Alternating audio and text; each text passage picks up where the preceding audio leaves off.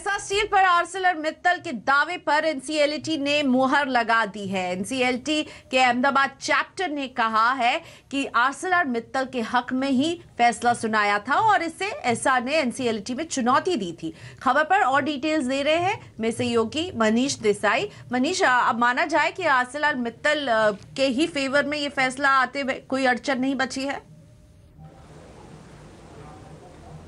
बिल्कुल, देखिए करीब करीब साफ हो गया है कि आर्सेलर मित्तल जो है वो एस्सार स्टील को एक्वायर कर सकते हैं। जो इन्होंने प्लान दिया था 42,000 करोड़ रुपए का क्रेडिटर्स की जो कमेटी थी सीओसी उनको, और उन्होंने जिस तरह से पैसों का डिस्ट्रीब्यूशन करने के लिए प्लान रखा था, करीब करीब उसी लाइन पर अब ये बात आगे बढ़ती हुई दिख रही है। क्योंकि अहमदाबाद एनसीएलटी ने जो फैसला सुनाया था करीब 2 हफ्ते पहले, उसी की लाइन पर आज एनसीएलटी ने आगे बढ़ने को कहा है। तो जो 42,000 करोड़ का प्लान है ये डिपॉजिट करवाने होंगे आर्सेलर मित्तल को सीओसी के आगे, जो कमिटी ऑफ क्रेडिटर्स है उनके सामने, और फिर उसका डिस्ट्रीब्यूशन कैसे करना है वो सीएससी डिसाइड करेगी। लेकिन जो अहम बात है वो ये है कि फाइनेंशियल क्रेडिटर्स और ऑपरेशनल क्रेडिटर्स 2 तरह के लेनदार है जो एस्सार स्टील से अपने पैसे बकाया उनका बकाया है वो लेने के लिए अप्लाई कर चुके हैं। जो फाइनेंशियल क्रेडिटर्स है एसबीआई लेड बैंक्स है, काफ़ी सारे बैंकिंग इंस्टीट्यूट्स है जिनको पैसे लेने हैं, वो इस रेस में आगे निकलते दिखाई दे रहे हैं। क्योंकि अहमदाबाद एनसीएलटी ने भी ये कहा था कि करीब 85% हिस्सा जो है वो फाइनेंशियल क्रेडिटर्स को दिया जाए और ऑपरेशनल क्रेडिटर्स है उनको 15% दिया जाए। ये सुझाव था एनसीएलटी अहमदाबाद का।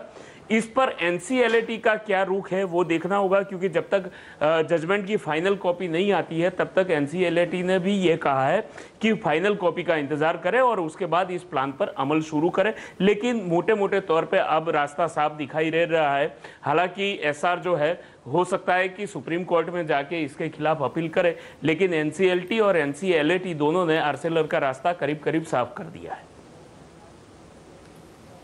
ठीक है, तो सुप्रीम कोर्ट जा सकता है ऐसा, लेकिन अभी तो फिलहाल मनीष हमें बताते हुए कि एनसीएलटी और एनसीएलटी के लेवल पर जो है मामला आर्सेलर-मित्तल के ही फेवर में। धन्यवाद मनीष जी इस पूरी खबर की डिटेल्स हम तक पहुंचाने के लिए।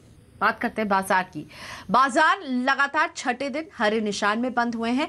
आज हल्का दबाव वाला सेशन जरूर देखने को मिला, लेकिन क्लोजिंग मजबूती लेकर ही हुई है। निफ्टी ने एक वक्त 11,500 का स्तर भी छुआ, लेकिन यहां ऊपरी स्तर पर मुनाफा वसूली आती दिखी। क्लोजिंग 11,460 के पार हुई है, लेकिन बैंक निफ्टी रिकॉर्ड ऊंचाई पर बंद हुआ। और बाजार की चाल का पूरा ब्यौरा देने के लिए आशीष वर्मा जुड़ चुके हैं। आशीष, आज के कारोबार की हाईलाइट्स क्या रही? जी हाँ, देखिए सोमवार का दिन और हफ्ते की आज एक डावाडोल शुरुआत होती हुई नजर आई। ऊपरी स्तर पे खुले जरूर भारतीय बाजार पर टिकने में दिक्कतें थी, तो उतार चढ़ाव के बीच दिन भर का सेशन, पर अच्छी बात की फाइनली ये छठा दिन था जब मजबूती के साथ क्लोज देखने को मिला। निफ्टी 1/3% की मजबूती 11,460 के लेवल्स पर जाकर क्लोज होता हुआ नजर आया। अब इस उतार चढ़ाव के पीछे कई सारे रीजंस हैं। रुपए में जो मजबूती आ रही है उसके चलते थोड़े से कंसर्न्स थे स्ट्रीट में, खासतौर पे एक्सपोर्ट्स को लेकर।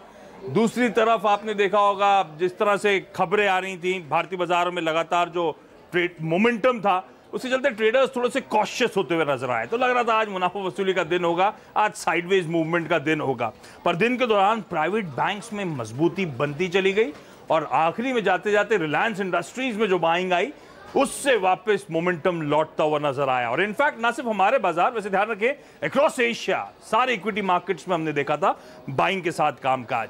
तो बैंक्स ने मदद करी, साथ साथ रियल एस्टेट स्टॉक्स, कल जीएसटी काउंसिल की बैठक, एक रीट्स का आज खुलना, उन सब के बीच रियल एस्टेट में अच्छा मोमेंटम था। मेटल स्टॉक्स में खरीदारी देखने को मिली। बस आईटी, क्योंकि रुपया मजबूत था तो वहां पे कमजोरी थी, और ऑटो स्टॉक्स में प्रेशर था।